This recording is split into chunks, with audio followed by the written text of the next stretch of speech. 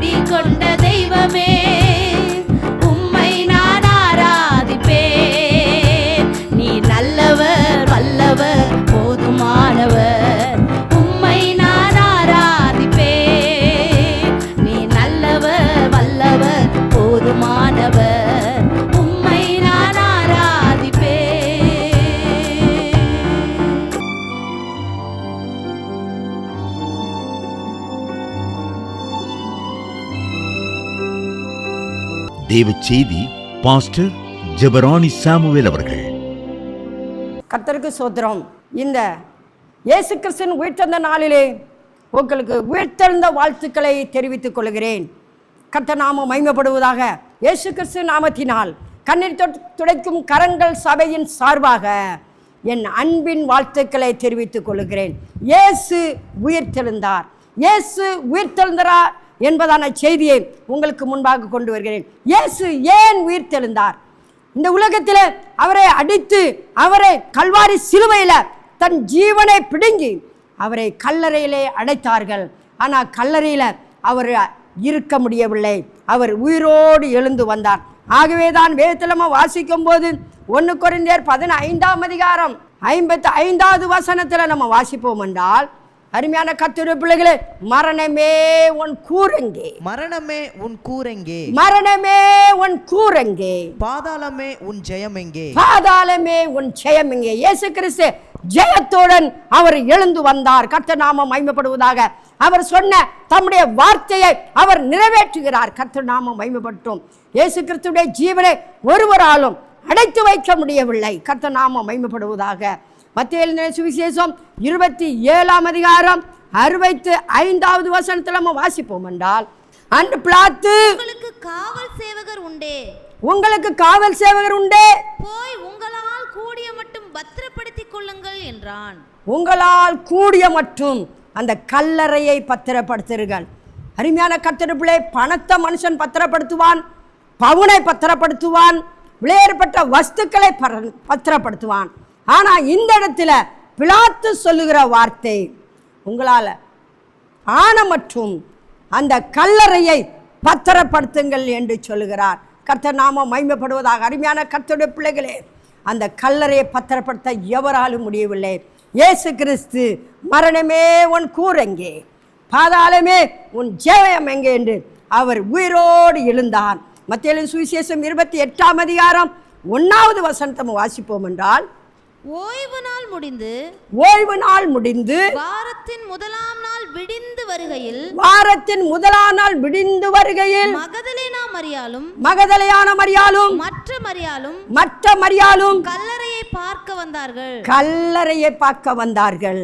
அப்பொழுது பூமி மிகவும் அதிரும்படி, அப்பொழுது பூமி மிகவும் அதிரும்படி கர்த்தருடைய தூதன் வானத்திலிருந்து இறங்கி வந்து, கர்த்தருடைய தூதன் வானத்திலிருந்து இறங்கி வந்து வாசலில் இருந்த கல்லை புரட்டி தள்ளி, வாசல் இந்த கல்லை புரட்டி தள்ளி அதன் மேல் உட்கார்ந்தான். அது மேல் உட்கார்ந்தான். அவனுடைய ரூபம் மின்னல் போலவும், அவனுடைய ரூபம் மின்னல் போலவும், அவனுடைய வஸ்திரம் உறைந்த மழையை போல வெண்மையாகவும் இருந்தது. அவருடைய வஸ்திரம் உறைந்த மழையை போல் வெண்மையாகவும் இருந்தது. காவலாளர் அவனுக்கு பயந்ததினால், காவலாளர் அவனுக்கு பயந்ததினால் திடுக்கிட்டு செத்தவர்கள் போலானார்கள். திடுக்கிட்டு செத்தவர்கள் போல விழுந்தார்கள். அருமையான கர்த்தருடைய பிள்ளைகளே, இந்த வாரத்தில் முதலாவது நாள் அதிகாலை வேளையிலே மரியாள் கல்லறை தேடி ஓடுகிறார். அங்க கல்லறையில இயேசு இல்லை, அவர் உயிர்த்தெழுந்தார். கர்த்தர் நாமம் மகிமைப்படுவதாக. இயேசு அங்க இல்லை. 6வது வசனத்தை வாசிப்போம் என்றால், அவர் இங்கே இல்லை, அவர் இங்கே இல்லை, தாம் சொன்னபடியே உயிர்த்தெழுந்தார், தாம் சொன்னபடியே உயிர்த்தெழுந்தார். அவர் உயிரோடு இருக்கும்போது சீசர்களுக்கு சொல்லி இருந்தார், மனுஷகுமாரன் பாவியல் கையிலே ஒப்பு கொடுக்கப்படுவார், அவரை மரணத்துக்குள்ளாக ஆக்குவார்கள், அவர் 3வது நாள் அவர் உயிரோடு எழுந்திருப்பார் என்று சொல்லி அவர் தாம் சொன்னபடியே உயிர்த்தெழுந்தார். அருமையான கர்த்தருடைய பிள்ளைகளே, ஏன் உயிர்த்தெழுந்தார்? ஏன் இந்த உலகத்துக்கு நமது ஆண்டவர் வந்தார்? நம்மை மீட்கும்படி. ஏன் அவர் அடிக்கப்பட்டார்? நம்முடைய பாவத்தை போக்கும்படி. ஏன் அவர் அடக்கம் பண்ணப்பட்டு உயிர்த்தெழுந்தார்? நமக்கு சமாதானத்தை கொடுக்கும்படி. கர்த்தர் நாமம் மகிமைப்படுவதாக. லூக்கா எழுதின சுவிசேஷம் 18ஆம் அதிகாரம் 33வது வசனத்தில், லூக்கா எழுதின சுவிசேஷம் 18:33, அவரை வாரினால் அடித்து கொலை செய்வார்கள், அவரை வாரினால் அடித்து கொலை செய்வார்கள், 3ஆம் நாளிலே அவர் உயிரோடே எழுந்திருப்பார் என்றார். 3ஆம் நாளிலே அவர் உயிரோடு எழுந்திருப்பார் என்றார். சீசர்கள் இதை என்னவில்லை, உணராதிருந்தார்கள். சீசர்கள் இதை உணரல. அவர் சொல்லியிருந்தார், ஆனால் சீசர்கள் அதை மறந்துட்டார்கள். ஆண்டவர் உயிரோடு இருக்கும்போது நடக்க போற எல்லாவற்றையும் சொன்னார். சீசர்கள் மறந்து ஆண்டவரை அடித்த உடனே ஆண்டவர் அந்த பின்மாற்றமாக ஓடி போனார்கள். அருமையான கர்த்தருடைய பிள்ளைகளே, நமது ஆண்டவர் வாக்கு மாறாதவர். அவர் சொன்னபடியே உயிர்த்தெழுந்தார். கர்த்தர் நாமம் மகிமைப்படுவதாக. ஏன் அவர் உயிர்த்தெழுந்தார் என்று சொன்னார்? லூக்காலின் சுவிசேஷம் 24ஆம் அதிகாரம் 13ஆம் வசனம். அன்றைய தினமே அவர்களில் 2 பேர் எருசலேமுக்கு 7 அல்லது 8 மைல் தூரமான எம்மாவு என்னும் கிராமத்துக்கு போனார்கள். 2 பேர் எம்மாவூர் என்னும் கிராமத்துக்கு போனார்கள். போகையில் இந்த வர்த்தமானங்கள் யாவையும் குறித்து அவங்க நடந்து போகையில் இயேசு கிறிஸ்துவை சிலுவையில அடித்ததை குறித்து அவர்கள் இந்த வர்த்தமானங்கள் எல்லாம் பேசிக்கொண்டே போனார்கள். இப்படி அவர்கள் பேசி சம்பாஷித்துக் கொண்டிருக்கையில் இயேசுதாமே சேர்ந்து அவர்களுடனே கூட நடந்து போனார். ஆனாலும் அவரை அறியாதபடிக்கு அவர் கூட போனார். ஆனா அவரை அறிந்து கொள்ளவில்லை. அவரை அறிந்து கொள்ளாதபடி அந்த மக்களுடைய கண்கள் மூடப்பட்டு இருந்தது.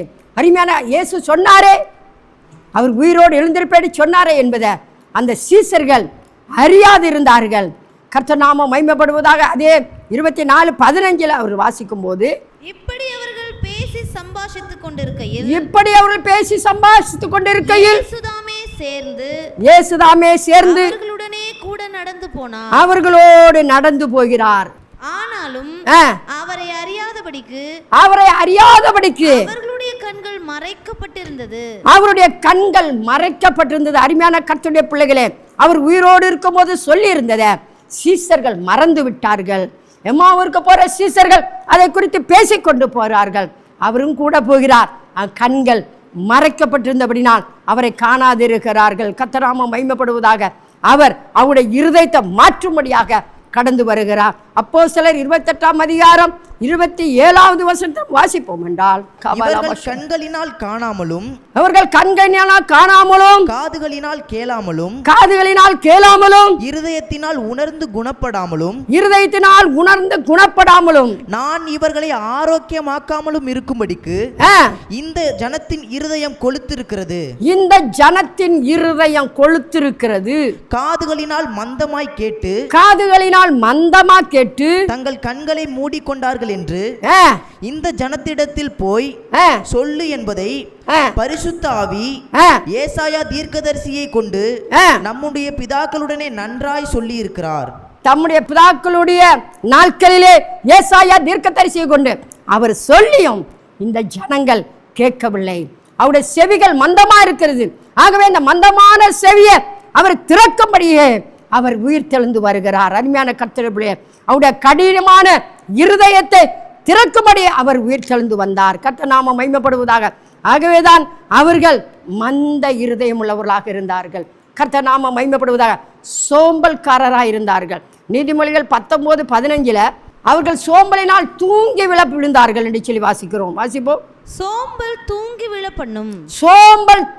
விழப்பண்ணும் அசதியானவன் பட்டினியாய் இருப்பான். பாத்தீங்களா? ஆகவே இந்த சீசர்களுக்கு ஒரு சோம்பேறித்தனம். நமது ஆண்டவர் சொன்னாரே, அவர் வந்திருப்பார், ஆகவே அவரை தேடணும், அவர் உயிர்த்தெழுவேன்னு சொல்லியிருக்கிறாரே, நம்ம போக வேண்டும் என்று சொல்லிய அவங்களுக்கு உணர்வு இல்லை. சோம்பல்தனமாக அவர்கள் இருந்தபடியினால மரியாளை இயேசு கிறிஸ்து அங்கே மரியாளை சந்திக்கிறார். மரியாளுக்கு தரிசனமாகிறார். கர்த்தர் நாமம் மகிமைப்படுவதாக. எடுத்து வாசிப்போம். மரியாளுக்கு அவர் தன்னை உயிரோடு இருக்கிறதாக காட்டுகிறார். மத்தேயு சுவிசேஷம் 28ஆம் அதிகாரம் வாசிப்போம். 1 முதல். இயேசு உயிர்த்தெழுந்தார். ஓய்வு நாள் முடிந்து வாரத்தின் முதலாம் நாள் விடிந்து வருகையில் மகதலேனா மரியாளும் மற்ற மரியாளும் கல்லறையை பார்க்க வந்தார்கள். அப்பொழுது பூமி மிகவும் அதிரும்படி கர்த்தருடைய தூதன் வானத்திலிருந்து இறங்கி வந்து வாசலில் இருந்த கல்லை புரட்டி தள்ளி அதன் மேல் உட்கார்ந்தான். அவருடைய ரூபம் மின்னல் போலவும் அவருடைய வஸ்திரம் உறைந்த மழையை போல வெண்மையாகவும் இருந்தது. காவலாளர் அவனுக்கு பயந்ததினால் திடுக்கிட்டு செத்தவர்கள் போலானார்கள். தூதன் அந்த ஸ்திரீகளை நோக்கி, நீங்கள் பயப்படாதிருங்கள், சிலுவையில் அறையப்பட்ட இயேசுவை தேடுகிறீர்கள் என்று அறிவேன். அவர் இங்கே இல்லை. தாம் சொன்னபடியே உயிர்த்தெழுந்தார். கர்த்தரை வைத்த இடத்தை வந்து பாருங்கள் என்றார். சீக்கிரமா போய் அவர் மரித்தோரிலிருந்து எழுந்தார் என்று அவருடைய சீஷருக்கு சொல்லுங்கள். அவர் உங்களுக்கு முன்பே கலிலேயாவுக்கு போகிறார். காண்பீர்கள். ஆமென், அல்லேலூயா. அருமையான கர்த்தருடைய பிள்ளைகளே, இயேசு கிறிஸ்து உயிர் தெழுந்த உடனே முதல் மரியாளுக்கு தரிசனமாகிறார். இந்த மரியாள் இடத்துல தான் சொல்லுகிறார், நீங்க போங்க, நான் தான் உயிரோடு இருக்கும் போது சொல்லியிருந்தேன் என்னுடைய சீசர்களுக்கு, ஆனால் அவர்கள் இப்பொழுது இல்லை, ஆனால் நீங்க போய் சொல்லுங்க அவர் தாம் சொன்னபடியே உயிர் தெழுந்தார் என்று சொல்லி அந்த இடத்துல ஆண்டவராகிய கர்த்தர் அவர்களுக்கு தம்மை வெளிப்படுத்தி காட்டுகிறார். அருமையான கர்த்தருடைய பிள்ளைகளே, ஆனால் அவர்களோ மந்த இருதயம் உள்ளவர்களாக, சோம்பல்கள் உள்ளவர்களாக, கர்த்தரை விட்டு சோரம் போகிறவர்களாக காணப்பட்டார்கள். கர்த்தர் நாம மகிமைப்படுவதாக. சோம்பேறித்தனத்தினால் கர்த்தரிடத்துக்கு அவங்களால் வர முடியவில்லை. கர்த்தர் நாம மகிமைப்படுவதாக. யோவானின் சுவிசேஷம் 21ஆம் அதிகாரம் 2:3 வாசிப்போம் என்றால், சீமோன் பேதுரு மற்றவர்களை நோக்கி மீன் பிடிக்க போகிறேன் என்றான். அதற்கு அவர்கள் நாங்களும் உம்முடனே கூட வருகிறோம் என்றார்கள். பாத்தீங்களா அருமையான கர்த்தருடைய பிள்ளைகளே, பேதுரு இயேசுவோடே இருந்தவன், இயேசு செய்த அற்புதத்தெல்லாம் கண்டவன். 2 மீன் 5 அப்பத்தையும் 5000 பேருக்கு பங்கிட்டது இந்த கூடவே இருந்து பார்த்த இந்த பேதுரு ஆண்டவர் செய்த அற்புதத்தெல்லாம் பார்த்தவர். ஆனால் அந்த ஆண்டவரை விட்டு, அவரை சிலுவையில் அடித்த உடனே அவர் மரித்து விட்டார், அவர் இனி வரமாட்டார் என்று எண்ணி அவன் பின்மாற்றத்துக்கு போகிறான். மீன் பிடிக்கப் போகிறேன் என்று சொல்கிறான். அருமையான கர்த்தருடைய பிள்ளைகளே, ஆண்டவராய் இயேசு உலகத்தில் வந்த உடனே பேதுருவை மீன் பிடித்து கொண்டிருந்தவனை தான் அழைத்து கொண்டு வந்தேன், நீ பேதுருவாய் இருக்கிறார், உன்மேல் சபையை கட்டுவேன் என்று சொன்னார். ஆனால் இந்த பேதுரு ஒரு அகபாலபா ஷகபாலபா ஆண்டவரை விட்டு பின்னாக போகிறான். அந்த ஆண்டவர் இனி வரமாட்டார், அந்த ஆண்டவரை அந்த ஆண்டவர் எங்களை இந்த உலகத்தில் ஒரு பெரிய அதிபதியாக வைப்பாருன்னு நினைச்சோம். ஆனால் அந்த இயேசுவை சிலுவையில் அடித்து விட்டார் என்று சொல்லி அவன் ஆண்டவரை விட்டு பின்னாக போய்விட்டான். இன்றைக்கும் அநேகர் அப்படித்தான். ஆண்டவர் இடத்துல எல்லா அற்புதத்தையும் காண்பார்கள், எல்லா நன்மையும் பெற்றுக்கொள்வார்கள். ஒரு சிறிய கஷ்டம் வரும்போது விசுவாசத்தை விட்டு வழி பின்னாக போய்விடுவார்கள். இயேசு யாரோ என்று சொல்வார்கள். பேதுரு அப்படிதான் சொன்னான், இயேசுவை எனக்கு தெரியாது என்று மறுதளித்தான். ஆனால் இயேசு சொன்ன வார்த்தை, சேவல் 2 தேரம் கூதுக்கு முன்பு நீ என்னை 3 தேரம் மறுதளிப்பான்னு சொன்னாரே, அந்த வார்த்தை அவன் அந்த வார்த்தையா இயேசு சொன்னதை நினைவு கூர்ந்தான் அல்லவா? அப்படி இருந்த இயேசுவை இந்த பேதுரு சீக்கிரத்தில் மறுதளிக்கிறான், பின்மாற்றத்திலே போய்விட்டான், பின்மாற்றக்காரனா போகிறான். மற்றவர் அவன் தான் பின்னால போறானா, மற்ற சீசர்களையும் மற்றவர்களையும் கெடுக்கிறான். இன்னைக்கு அநேகர் அப்படிதான். ஆலயத்துக்கு போய் எல்லா நன்மையும் பெற்றுக்கொள்வார்கள், ஒரு சிறிய கஷ்டம் வந்த உடனே ஆண்டவரை தூஷித்து விடுவார்கள். எனக்கு ஆண்டவரே இல்லை, எனக்கு ஆண்டவர் நன்மை செய்யவில்லை என்று அநேகர் இன்னைக்கு ஆண்டவரை விட்டு பின்மாற்றமாக போவார்கள். அவர்கள் போகிறதும் அல்லாமல் மற்றவர்களையும் கெடுத்து விடுவார்கள். அருமையான கர்த்தருடைய பிள்ளைகளே, பின்மாற்றக்காரனை தேவன் ஒருபோதும் ஆசீர்வதிக்க முடியாது. கர்த்தர் நாமமே தேவனை விட்டு பின்மாறி போய்விட்டார்கள். கர்த்தர் நாமம் மகிமைப்படுவார். எபிரேயர் 10ஆம் அதிகாரம் 38வது வசனத்தில் வாசிப்போம் என்றால், விசுவாசத்தினாலே நீதிமான் பிழைப்பான், பின்வாங்கி போவானானால் அவன் மேல் என் ஆத்துமா பிரியமாயிராது, அவன் மேல் என் ஆத்துமா பிரியமாயிருக்காது என்று தேவன் சொல்லுகிறார். அருமையான கர்த்தருடைய பிள்ளைகளே, பின்வாங்கி போவானானால் அவன் மேல தேவன் பிரியமாயிருக்க முடியாது. ஏனென்று சொன்னால் அவர் அவரிடத்துல பெற்ற நன்மைகள் 1000 நன்மைகள், ஆனால் அவன் மறுதளிச்சு ஒரு நொடியில மறுதளிச்சு ஆண்டவரை விட்டு போய்விட்டானே. இன்றும் அநேகர் அப்படிதான் வருவார்கள், உடனே ஞானசானம் எடுப்பார்கள், பரிசுத்தாவி வேணும்னு கேட்பார்கள், எல்லா ஐஸ்வர்யம் வேணும், வேலை வேணும், அப்படி வேணும்னு கேட்பார்கள். ஆனால் ஒரு சின்ன கஷ்டம் வரும்போது உடனே ஆண்டவரை விட்டு, எவ்வளவோ கஷ்டம் எப்பா நான் இல்லப்பா என்று ஆண்டவரே விட்டு ஓடி வருவார்கள். இந்த உலகம் மாயை என்பதை அவர்கள் அறியவில்லை. ஆண்டவர் நமக்காக எல்லா ஐஸ்வர்யத்தையும் அவர் நமக்காக பரலோக ராஜ்யத்தில் வைத்திருக்கிறார். அவர் சொல்கிறார், நான் போகிறேன், நான் மறுபடியும் உங்களிடத்துக்கு வருவேன், நான் வந்து உங்களை என்னுடன் சேர்த்துக் கொள்வேன் என்று சொல்கிறார். உங்கள் இருதயம் கலங்காது இருப்பதாக என்று சொல்கிறார். அருமையான கர்த்தருடைய பிள்ளைகளே, அப்படி நாம் தரிக்கப்பட்ட பிள்ளைகள் கலங்காதபடிக்கு அவரையே பற்றி கொள்ள வேண்டும். எவ்வளோ பாடு வந்தாலும், பிரச்சனைகள் போராட்டங்கள் வந்தாலும் பேதுருவை போல பின்மாற்றமாக போகாதபடிக்கு, பின்மாற்ற காரணமே தேவனுடைய ஆத்துமா பிரியமா இருக்காது. கர்த்தர் நாமம் மகிமைப்படுவதாக. அருமையான கர்த்தருடைய பிள்ளைகளே, இந்த நாளில் அந்த வார்த்தையை கேட்கிற உங்கள் ஒவ்வொரு மேலையும் தேவன் பிரியமா இருக்கிறார். நீங்கள் அவரை இறுக பிடித்துக் கொள்ளுங்கள். எவ்வளவு பிரச்சனை வந்தாலும் அவரை விட்டு விடாதீர்கள். ஒரு நொடியில் அந்த பிரச்சனை உங்களை விட்டு கடந்து போகும். நீங்கள் அவரை முழு மனதோடு நம்பும்போது, உங்களுடைய இருதயம் அவரை சார்ந்து இருக்கும்போது, அவர் நிச்சயமாகவே உங்களுக்காக தன் ஜீவனே கொடுத்து அவர் அடக்கம் பண்ணப்பட்டு 3ஆவது நாள் உயிர்த்தெழுந்த ஆண்டவர், அந்த ஆண்டவரை வணங்குகிறோம். ஏதோ இந்த உலகத்தில் அநேகர் நினைக்கிறாங்க, இந்த ஆண்டவர் எங்களுக்கு என்ன செய்தார் என்று சொல்லி. உங்களுக்காக தன்னுடைய ஜீவனை கொடுத்த ஆண்டவர், அவர் உங்களை ஒருபோதும் கைவிட மாட்டார். கர்த்தர் நாமம் மகிமைப்படுவதாக. இயேசு உயிர்த்தெழுந்து தரிசனமானார். மார்க் எழுதின சுவிசேஷம் 16ஆம் அதிகாரம் 9வது வசனத்தில், மார்க் 10 முதலாம் நாள் அதிகாலையிலே, வாரத்தின் முதலாம் நாள் அதிகாலையிலே இயேசு எழுந்திருந்த பின்பு மகதலேனா மரியாளுக்கு முதல் தரிசனமாகிறார். மகதலேயான மரியாளுக்கு, அந்த மகதலேயான மரியாள் இயேசு மீது அவள அன்புடையவளாக இருந்தார். கர்த்தர் நாம மகிமைப்படுவதாக. அருமையான கர்த்தருடைய பிள்ளைகளே, அவர் உங்களுக்கு தரிசனமாக வேண்டுமா? அவர் மேல் அன்பாயிருங்க, அவருக்கென்று வாழ்க. நிச்சயமா அவர் உங்களுக்கு மகதலேயான மரியாளுக்கு தன்னை காண்பித்த கர்த்தர், தரிசனமாக கண்ட கர்த்தர் உங்களுக்கும் அவர் தரிசனத்திலே கடந்து வருவார். கர்த்தர் நாம மகிமைப்படுவதாக. மார்க் 16:2 வாரத்தின் முதலாம் நாள் அதிகாலையிலே சூரியன் உதயமாகிற போது கல்லறையினிடத்தில் வந்து கல்லறையின் வாசலில் இருக்கிற கல்லை நமக்காக எவன் புரட்டி தள்ளுவான் என்று ஒருவரோடொருவர் சொல்லிக் கொண்டார்கள். அந்த கல் மிகவும் பெரிதா இருந்தது. அவர்கள் ஏறிட்டு பார்க்கிற போது அது தள்ளப்பட்டிருக்க கண்டார்கள். அவர்கள் கல்லறைக்குள் பிரவேசித்து வெள்ளை அங்கி தரித்தவனாய் வலது பக்கத்தில் உட்கார்ந்திருந்த ஒரு வாலிபனை கண்டு பயந்தார்கள். ஆமென், அல்லேலூயா. அருமையான கர்த்தருடைய பிள்ளைகளே, வாரத்தின் முதலாவது நாளில அதிகாலையிலே அவர்கள் தேடி போகிறார்கள். கர்த்தர், நீங்கள் அதிகாலையிலே அவரை தேடுவீர்களானால் அவரை கண்டடைவீர்கள். அதான் வேதம் சொல்லுகிறது, அதிகாலையே என்னை தேடுவன் கண்டடைவான் என்று சொல்லுகிறார். மகதலேயான மரியாளும் அதிகாலையிலே தேடி போனபடினா இயேசுவை கண்டார்கள். கர்த்தர் நாமம் மகிமைப்படுவதாக. யோவானின் சுவிசேஷம் 21:14 இயேசு மரித்தோரிலிருந்து எழுந்த பின்பு தம்முடைய சீஷருக்கு அருளின தரிசனங்களில் இது 3வது தரிசனம். ஆமென். 3ஆவதாக தம்முடைய சீஷர்கள் இடத்துல போகிறார். 3ஆவதாக அவர்களுக்கு தரிசனமாகிறார். தன்னுடைய சீஷர்களை அவர் கைவிடவில்லை. 12 சீஷர்களை தனக்கென்று தெரிந்து கொண்டார்.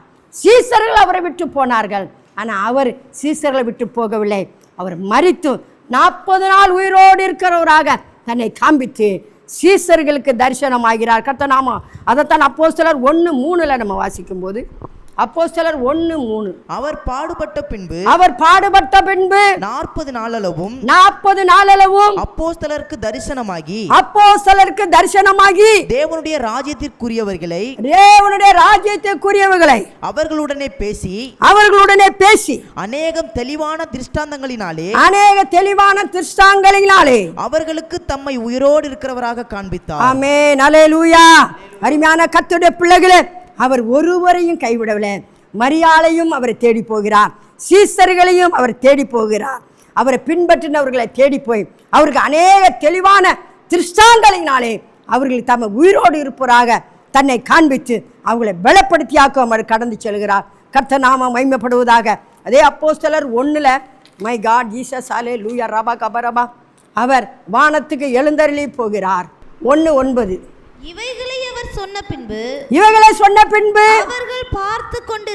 அவர்கள் பார்த்து கொண்டிருக்கையில் உயிரே எடுத்துக்கொள்ளப்பட்டார். அவர்கள் கண்களுக்கு மறைவாக ஒரு மேகம் அவரை எடுத்துக்கொண்டது. அவர் போகிற போது வானத்தை அண்ணாந்து பார்த்து கொண்டிருக்கையில் வெண்மையான வஸ்திரம் தரித்தவர்கள் 2 பேர் அவர் அருகிலே வந்து, கலிலேயராகிய மனுஷரே, ஏன் வானத்தை அண்ணாந்து பார்த்து கொண்டு நிற்கிறீர்கள்? உங்களிடத்திலிருந்து வானத்துக்கு எடுத்துக்கொள்ளப்பட்ட இந்த இயேசுவானவர் எப்படி உங்கள் கண்களுக்கு முன்பாக வானத்துக்கு எழுந்தருளி போனாரோ, எப்படி உங்கள் கண்களுக்கு முன்பாக வானத்துக்கு எழுந்தருளி போனாரோ, அப்படியே மறுபடியும் வருவார். அப்படியே மறுபடியும் வருவார். ஆமென், அல்லேலூயா. அருமையான கர்த்தருடைய பிள்ளைகளே, நமது ஆண்டவர் நம்மளை விட்டு போகவில்லை. அவர் போயிருக்கிறார், நம்மளை அழைத்து செல்லும்படி மறுபடியும் வருவேன் என்று சொல்லியிருக்கிறார். ஆகவே அவருடைய பாதத்தில் இருக்கிறவர்கள், அவரை நம்புகிறவர்கள், அவருடைய வார்த்தையை கேட்கிறவர்கள் ஒவ்வொரு நாளும் ஆண்டவரே எங்களுக்காக எதையாவது செய்யுங்கப்பா என்று சொல்லி அவரையே நோக்கி பார்க்க வேண்டும். அருமையான கர்த்தருடைய பிள்ளைகள், ஆகவே தான் நமது ஆண்டவர் சொன்னா யோவான் எழுதின சுவிசேஷம் 14ஆம் அதிகாரத்தில், உங்கள் இருதயம் கலங்காதிருப்பதாக. ஆமென், அல்லேலூயா. உங்கள் இருதயம் கலங்காதிருப்பதாக. தேவனிடத்தில் விசுவாசமாயிருங்கள், தேவனிடத்தில் விசுவாசமாயிருங்கள், என்னிடத்திலும் விசுவாசமாயிருங்கள், என்னிடத்திலும் விசுவாசமாயிருங்கள். என் பிதாவின் வீட்டில் அநேக வாசஸ்தலங்கள் உண்டு, என் பிதாவின் வீட்டில் அநேக வாசஸ்தலங்கள் உண்டு. அப்படி இல்லாதிருந்தால் நான் உங்களுக்கு சொல்லி இருப்பேன், அப்படி இல்லாதிருந்தால் நான் உங்களுக்கு சொல்லி இருப்பேன். ஒரு ஸ்தலத்தை உங்களுக்காக ஆயத்தம் ஒரு ஸ்தலத்தை உங்களுக்காக ஆயத்தம் பண்ண போகிறேன். நான் போய் உங்களுக்காக ஸ்தலத்தை ஆயத்தம் பண்ணி, நான் போய் உங்களுக்காக ஸ்தலத்தை ஆயத்தம் பண்ணின பின்பு நான் இருக்கிற இடத்திலே நீங்களும் இருக்கும்படி, நான் இருக்கிற இடத்துல நீங்களும் இருக்கும்படி நான் மறுபடியும் வந்து உங்களை என்னிடத்தில் சேர்த்துக் கொள்ளுவேன். ஆமென், அல்லேலூயா. நான் மறுபடியும் வந்து உங்களை என்னிடத்திலே சேர்த்துக் கொள்வேன் என்று ஆண்டவர் வாக்கு பண்ணி போயிருக்கிறார். அருமையான கர்த்தருடைய பிள்ளைகளே, அவருடைய வார்த்தை கேட்டுக்கொண்டிருக்க இந்த உயிர்த்தெழுந்த நாளிலே அவருடைய வார்த்தை கேட்கிற கர்த்தருடைய பிள்ளைகளே, இயேசு உங்களுக்காகவே அவர் உயிர்த்தெழுந்தார். உங்களை அவரோடு அழைத்து செல்லும்படி அவர் பரமேறி இருக்கிறார். அவர் மறுபடியும் வருவார், நம்மளை அழைத்து சென்று கொள்வார். அருமையான அந்த வார்த்தையை கேட்கிற ஒவ்வொருவரையும் கர்த்தர் அழைத்து செல்வார். ஆயத்தப்படுங்கள், கர்த்தர் உங்களோடு இருக்கிறார். இந்த நாளில் ஆண்டவர் நம்மளோடு பேசி இருக்கிறார். உயிர்த்தெழுந்த நாளில் அவருடைய வார்த்தை நம்மளோடு பேசி இருக்குது. வார்த்தை கேட்ட ஒவ்வொரு பிள்ளைகளையும் ஆண்டவர் ஆசீர்வதிப்பாராக. வானத்துக்கும் பூமிக்கு சர்வதிகாரம் உள்ள ஆண்டவரே, இந்த நல்ல நாளுக்காக நமக்கு நன்றி. எங்களுக்காக இந்த உலகத்தில் வந்து அடிக்கப்பட்டு இரத்த சிந்தி பாடுபட்டு ஜீவனை கொடுத்து அப்பா மரித்து 3ஆவது நாள் உயிர்த்தெழுந்த கர்த்தர், இந்த உயிர்த்தெழுந்த நாளில் உடைய வார்த்தை எங்களுக்கு கொடுத்ததுக்காக நன்றி ஐயா. எங்கள் இருதயம் கலங்காதபடி எப்பொழுதும் உண்மையே நோக்கி கொண்டு இருக்க கிருபைதாங்க. உங்களிடத்திலிருந்து எடுத்துக்கொள்ளப்பட்ட இயேசுவானவர் எப்படி உங்கள் கண்களுக்கு முன்னாக போனாரோ அப்படியே மறுபடியும் வருவார் என்று சொன்ன அந்த வார்த்தை நிறைவேறதுக்காக நாங்கள் காத்திருக்கிறோம் ஐயா. நீங்கள் வரும்போது உம்மோடு நாங்களும் உம்மிடத்தில் வந்திருந்து நீங்கள் எங்களுக்காக கட்டி கொண்டிருக்க அந்த வீட்டிலே நாங்கள் குடியிருக்க கர்த்தர் எங்களுக்கு கிருபை செய்யுங்கப்பா. உங்கள் நாம மகிமைப்படுத்தப்பா துதிக்கிறோம். இந்த நாளில் வார்த்தை கேட்ட ஒவ்வொரு பிள்ளைகளையும் பிதா குமாரன் பரிசுத்தாவின் நாமத்தில் ஆசீர்வதிக்கிறேன். பிள்ளைகளை பாதுகாத்துக் கொள்ளுங்க. எல்லாவற்றையும் இயேசுவின் நாமத்தை வேண்டிக் கொள்றோம் நல்ல பிதாவே. ஆமென், அல்லேலூயா. கர்த்தர் உங்களை ஆசீர்வதிப்பாராக. ஆமென், ஸ்தோத்திரம். மேலும் விவரங்களுக்கும் உங்கள் ஜெப தேவைகளுக்கும் தொடர்பு கொள்ள கண்ணீரை துடைக்கும் கரங்கள் சபை 37A கல்லமேட்டு தெரு, கள்ளக்குடி, டால்மியாபுரம், திருச்சி மாவட்டம். செல்போன் எண்கள் 9781289982 மற்றும் 9842050930.